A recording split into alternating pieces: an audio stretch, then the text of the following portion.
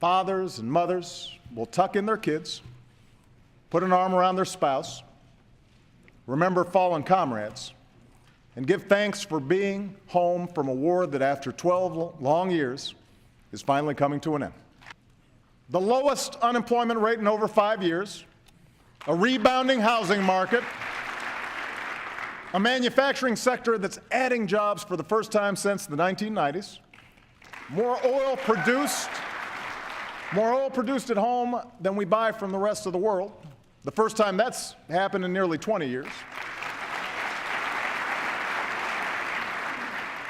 Our deficits cut by more than half. And for the first time in over a decade, business leaders around the world have declared that China is no longer the world's #1 place to invest. America is. The notion that if you work hard and take responsibility, you can get ahead in America. But America does not stand still, and neither will I. So wherever and whenever I can take steps without legislation to expand opportunity for more American families, that's what I'm going to do. As usual, our First Lady sets a good example. Michelle's, well, yeah.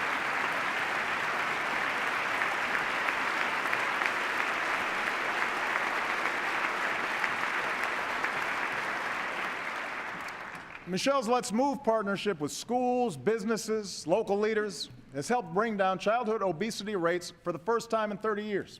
And that's an achievement that will improve lives and reduce healthcare costs for decades to come.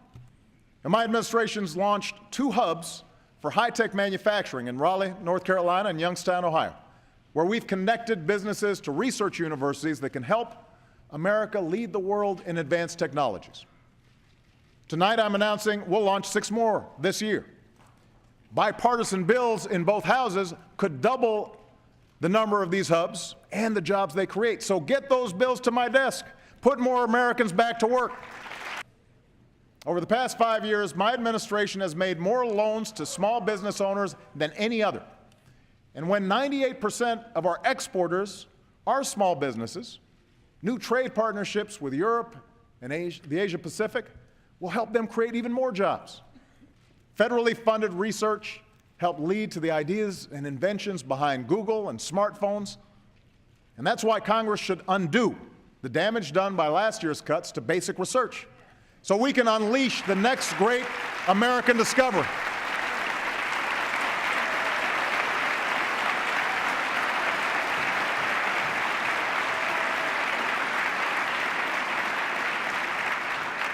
There are entire industries to be built based on vaccines that stay ahead of drug-resistant bacteria is our commitment to American energy.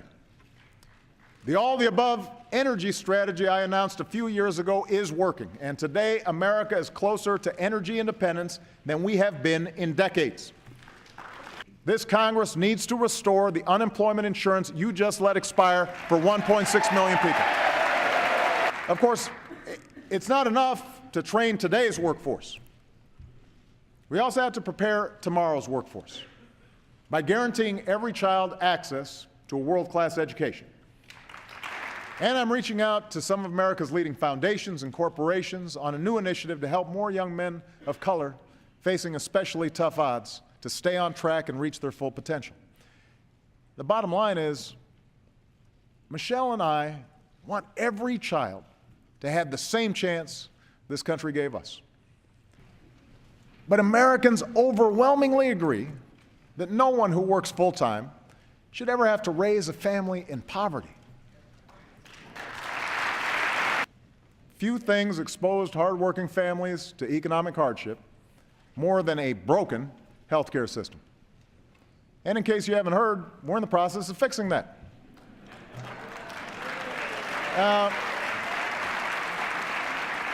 Citizenship means standing up for the lives that gun violence steals from us each day. I've seen the courage of parents, students, pastors, police officers all over this country who say, we are not afraid. And I intend to keep trying, with or without Congress, to help stop more tragedies from visiting innocent Americans in our movie theaters and our shopping malls or schools like Sandy Hook. Tonight, because of the extraordinary troops and civilians who risk and lay down their lives to keep us free, the United States is more secure. When I took office, nearly 180,000 Americans were serving in Iraq and Afghanistan. Today, all our troops are out of Iraq. More than 60,000 of our troops have already come home from Afghanistan. With Afghan forces now in the lead for their own security, our troops have moved to a support role. Together with our allies, we will complete our mission there by the end of this year, and America's longest war will finally be over. As Commander-in-Chief, I have used force when needed to protect the American people, and I will never hesitate to do so as long as I hold this office.